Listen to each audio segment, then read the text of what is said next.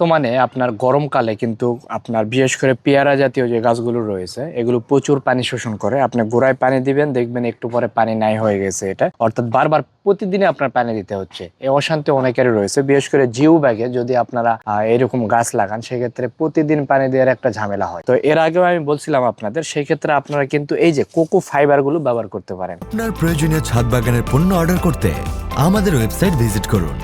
আমি যেমন দিয়ে রাখছি এখানে ফাইবারটা, রোদ সরাসরি উপরে এসে পড়ে।